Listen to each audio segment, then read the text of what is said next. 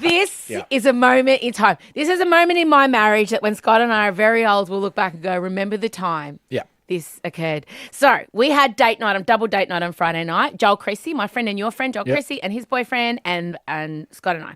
And I got myself all dressed up in a nice little velvet dress, had a really beautiful fake fur coat on. Scott got home from work late, so he was under the pump to get ready so we could leave. Yeah.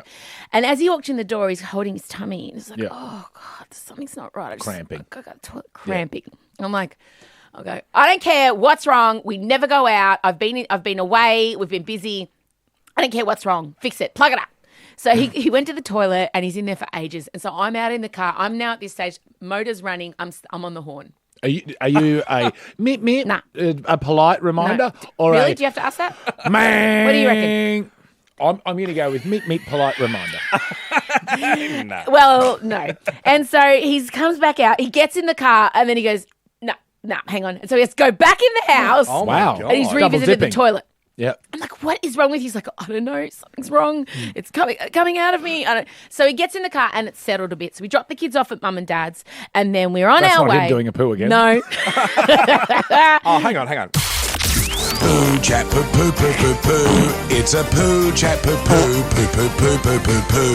It's a poo chat poo poo poo poo poo. So now don't listen to us and think, oh, this is smutty and lowbrow.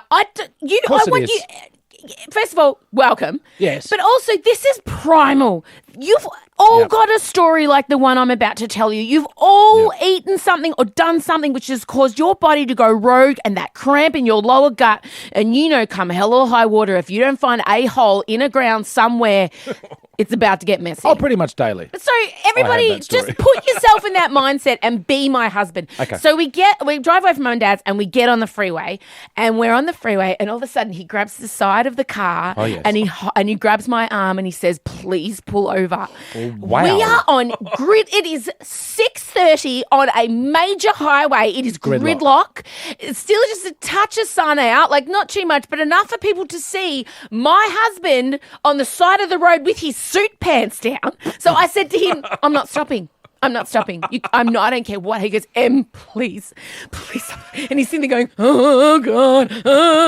And then I just started laughing. When a grown man becomes a toddler, there's no escaping. He was like cry panicking. And he's a big manly man, my husband, and he's gripping for he's pursing his bum cheeks so hard together. And he's sitting there like this, all pursed up in a pretzel. And it's like, please. About to start singing like Pavarotti. And so I just start laughing. I'm like, I can't wait to tell everyone about this on Monday. And he's like, stop talking about the radio. So I'm like, I'm not pulling over. I don't care what happens. I don't care. I'll wipe it off the leather seat. I don't care. It's why we got leather seats. Oh, dear So Lord. he's sitting there the whole time. And then we see a pub. So I quickly pull in and Scott does a dash like he's holding his bum. He's got a beautiful suit on, a velvet jacket and everything. And he runs into the pub. And then I watch him. He can't find the toilet. He cannot. I'm just watching this head ducking around like the mad chef on the Muppets, like the Swedish chef. He's looking around. And then I see he goes up the stairs. He's Oh, he's dear. on the You don't want to be second- climbing stairs when you're holding onto that. So I find him and then I see him disappear. I sat out the front with my hazard lights on for 25 minutes of this Why pub. is your hazard lights on? Because I was illegally parked. There's a hazard There's inside. a hazard. Just to warn people, do not go into this pub. And so then 25 minutes later, he walks out. I'm in hysterics at this point. He's like, please don't make me laugh. I don't know what's going to come out of me. Oh my God.